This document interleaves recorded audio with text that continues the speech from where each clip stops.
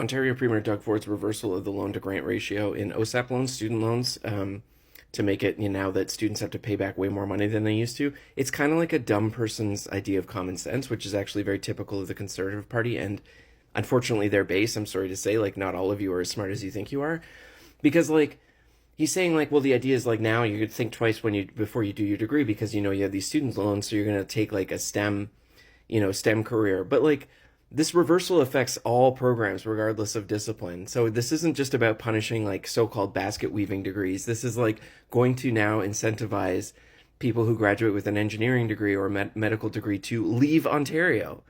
Because just because of the nature of Canada and its population, if you're a talented engineering student, talented scientist, you're more likely to make money outside of the country. Meanwhile, Doug's been cutting post-secondary institutional funding, which also affects like the number of med-sci startups, the number of engineering startups. Like high-tech startups often come out of universities, and when you cut funding for universities, you make it more difficult for those startups to acquire funding or to even exist in the first place because they don't have the competitive infrastructure that like an MIT does or a Stanford does. Again, reducing the demand for the STEM jobs that you're telling everyone is going to make all this money for them.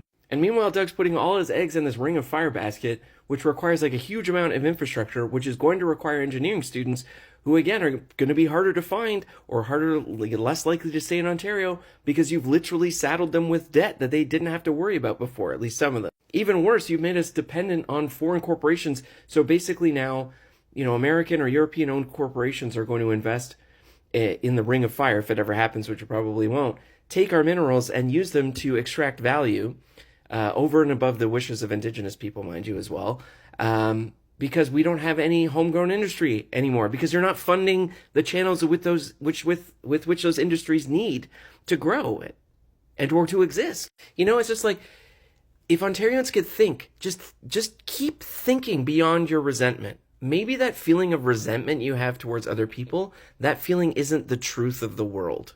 And that there's a more complex story going on that just requires you to put your resentment aside and to take a few seconds to think. And if more conservative voters did that, we might actually have a country that's worth living in eventually.